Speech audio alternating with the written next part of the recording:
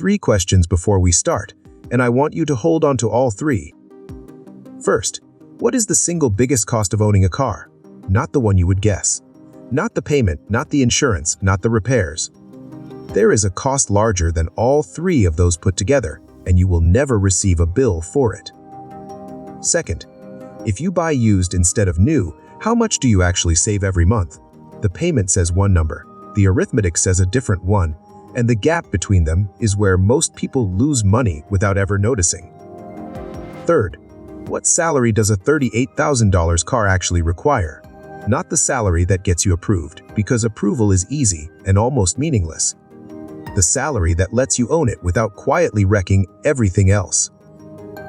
By the end, you will have all 3 answers with the full arithmetic behind them.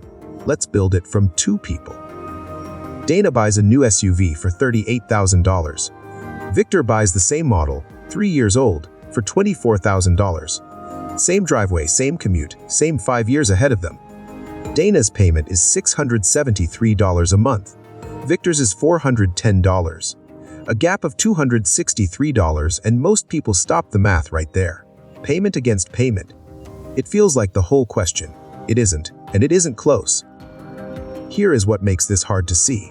Every number a dealer puts in front of you is a monthly payment. Term length, interest rate, trade-in value, the accessory package nobody asked for. All of it gets funneled into one figure you can hold up against your paycheck and judge. That figure is not the cost of the car, it is the cost of the loan. The car costs something else entirely, and it keeps right on costing after the loan is gone and the title is sitting in your drawer. Let's set the assumptions out front so nothing can hide later. Both cars are the same model. Dana buys new at $38,000. Victor buys the 3-year-old version at $24,000. Both put $4,000 down and both finance for 60 months. Dana gets 7% because new car loans are cheaper. Victor gets 8.5% because used car loans are not. Insurance runs $1,800 a year on the new one and $1,400 on the used one. Maintenance runs $500 a year for Dana while the warranty holds, and Victor budgets $1,100 because his warranty is already gone. After 5 years, Dana's SUV is worth $15,000 and Victor's is worth $10,000. Change any of these and the numbers move. The structure does not. Start with Dana. She finances $34,000 at 7% over 60 months, and her payment is $673. Across the full term, she sends the lender $40,394. Of that, $6,394 is interest. That is her first real cost, and it is the one everybody remembers because it is the one printed on the paperwork she signs. Insurance takes another $9,000 across those 5 years. Maintenance takes $2,500. Add the $4,000 she handed over at signing, and Dana's total cash out over 5 years is $55,894. Sit with that for a second.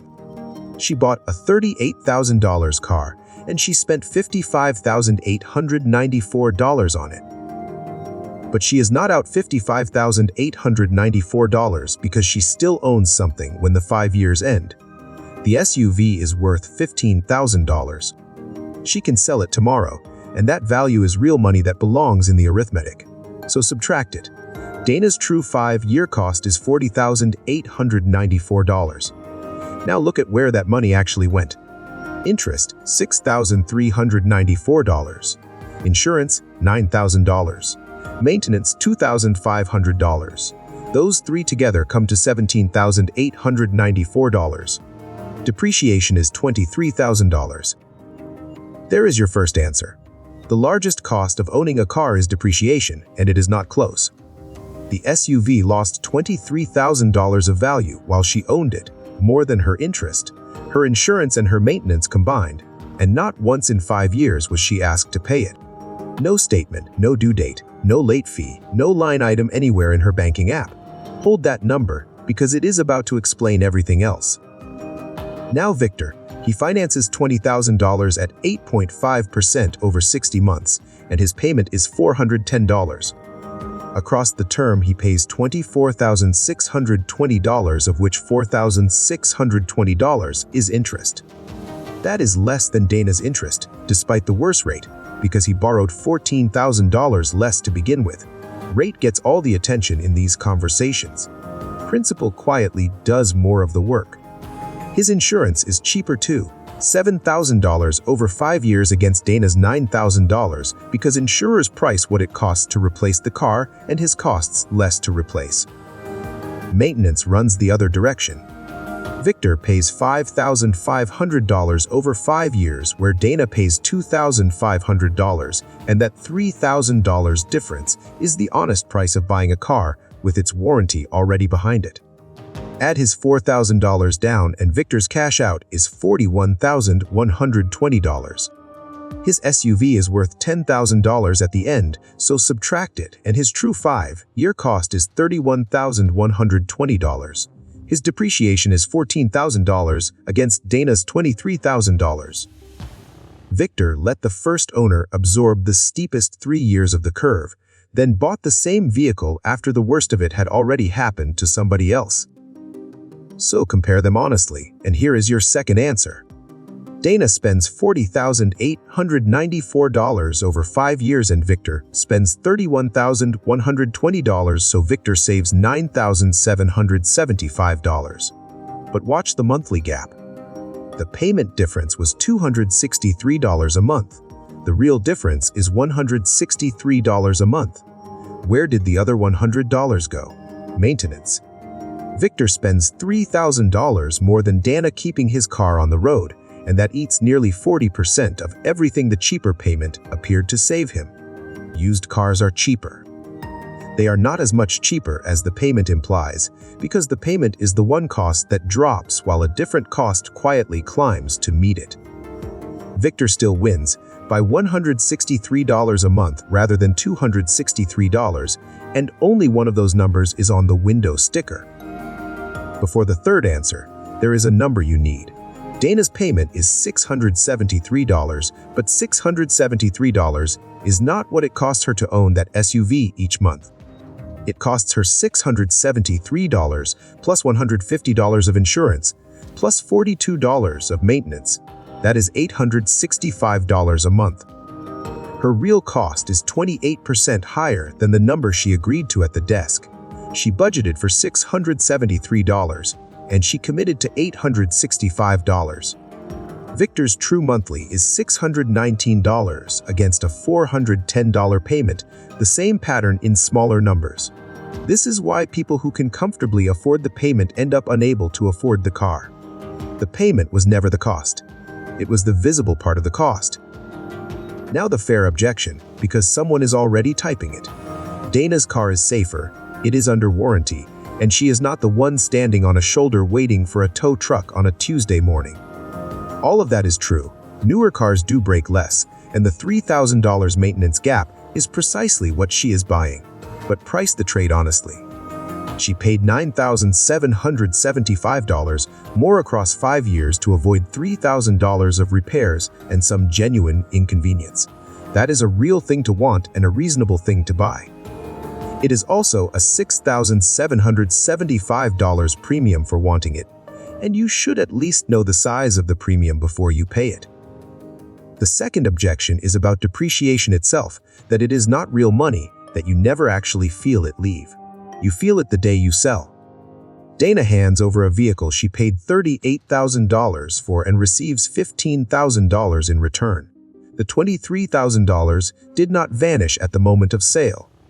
It left a little at a time across 5 years quietly. Every single day the car sat in the driveway, and the sale is simply the moment she finds out how much of it went. And here is the third objection, the strongest one, the one that flips this entire video. Somebody is thinking, fine, but I keep my cars forever, so none of this applies to me. That person is right, and the math backs them harder than they expect. Dana's SUV loses $23,000 across 5 years, which is $4,600 a year. Hold the same vehicle for 10 years, and it might be worth $8,000, so she has lost $30,000 in total, but spread across 10 years that is $3,000 a year. She lost $7,000 more in absolute terms and saved $1,600 every single year in the cost of owning it. Depreciation is steepest early and flattens hard with time, which means the biggest lever in this entire video is not new against used. It is how long you keep the thing. Buying used and flipping it every 3 years is worse than buying new and driving it into the ground. So here is the rule and your third answer. Budget on total cost, not on payment. Take the payment, add the insurance, add a maintenance reserve, and that sum is your car number. Then keep it under 15% of your home pay. For Dana's $865 a month, that means roughly $5,766 landing in her account every month, which is somewhere around $88,000 a year gross. That is what a $38,000 SUV actually asks of you, not the income that clears a $673 payment. The income that absorbs $865 a month without quietly crowding out the retirement contribution, the emergency fund, and every other thing that matters more than a car. Now run it backwards, because that is the version most people actually need. Say you earn $60,000. Take home lands near $3,900 a month, and 15% of that is $585. Insurance and maintenance on a used car will take about $208 of it before you have driven a single mile. That leaves $377 for the payment. At 8.5% over 60 months, $377 a month supports a loan of roughly $18,400.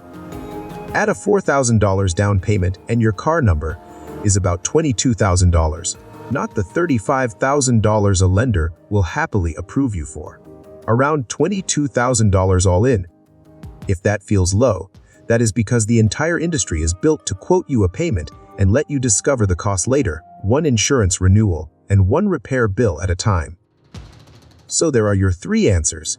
The biggest cost is depreciation at $23,000 on a $38,000 car. Buying used saves $163 a month, not the $263 the payment advertises. And a $38,000 car asks for around $88,000 a year, while $60,000 a year buys you about $22,000 of car. The question was never whether you can make the payment. The payment is the number the dealer needs you to focus on, because it is the only one that shrinks when the term gets longer. Stretch it to 84 months and the payment falls. The cost does not. Depreciation, interest, insurance, upkeep, none of them care how you financed it. Run the total, then decide. See you in the next one.